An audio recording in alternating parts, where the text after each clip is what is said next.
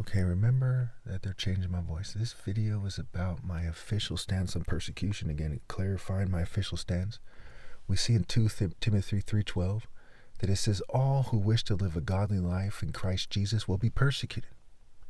That means all those politicians, all those police officers, military, all those churches, all those mosques, all those synagogues, okay, who are not righteous, we rule them out right away, right? Which is all of them. But then so many of them are clearly not persecuted for righteousness' sake. As it says in Matthew 5, you have to be persecuted for righteousness' sake. Then we see in John 15:20 that it says, remember what I said. Okay? And no servant is greater. If they persecuted me, they will persecute you. If they obeyed me, they will obey you. So the world is going to persecute people all the way through the end. We see in Revelation 12:11, it says that they did not love their lives so much as to shrink from death. Right? And again, in Matthew 5, it makes it clear.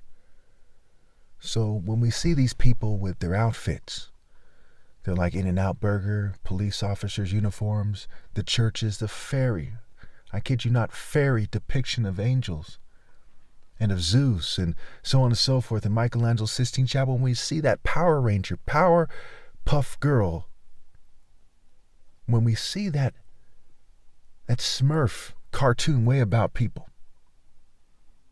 Freemasons' outfits, look at the Freemasons and the military, look at the chefs, look at their uniforms and the priests. When we see that uniform, we see that these people are not saying that somebody is sabotaging them and causing them to look like that. So they're just presenting themselves like that. They're being a rainbow light on a stand instead of God's light on a stand. We know that they're not persecuted for righteousness' sake. They're not propounding the principles of righteousness. They're just playing a theater arts game. A game that I've never played for a moment in my life. They change my voice. They do stupid stuff like that, but I've never gone along with it. And I made thousands of videos where I pointed out that they're trying to confuse you by how I sound, how I look, things of this nature. They're sabotaging me. They're harassing me in groups. They're poisoning me and feeding me thousands of videos. I made it clear that I'm set apart, and I set myself apart from everyone else. I'm not rolling with it. I'm not playing stupid about it. I'm not gaslighting you. Gaslighting. Not doing that.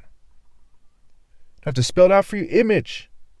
I-mage, I-game, scrambled, an anagram. The word image is an anagram for I-mage, wordplay, and I-game.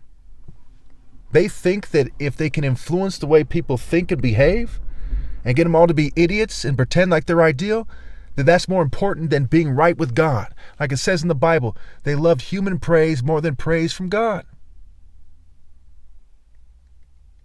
So when you look at this thing, if you don't see persecution for them obeying God through me, they haven't achieved a damn thing, except for my parents who brought me into this world. What have you achieved? You've been building, okay? You're a foolish builder. Foolish. And folly is said to be an unruly woman. She is simple and knows nothing. But wisdom calls out at the highest point. Proverbs 8, it calls out. Wisdom is proven right by her deeds. And if you're not persecuted for righteousness' sake by obeying God through me and accepting the consequences, then what deeds do you have? Only the works of evil, only the deeds of evil. Only the deeds of satanic smurfs. People afraid to man up. That's why in the word virtue, ver in virtue means man. Manning up. Ver in virgin means man. Why? Because a virgin woman is supposed to lose her virginity to a virtuous man. Ver in virility means man. Even if you had a penis that was 1,000 miles long. If you're not virtuous, it's just the meat of a beast. Directed at some ungodly whore, almost certainly.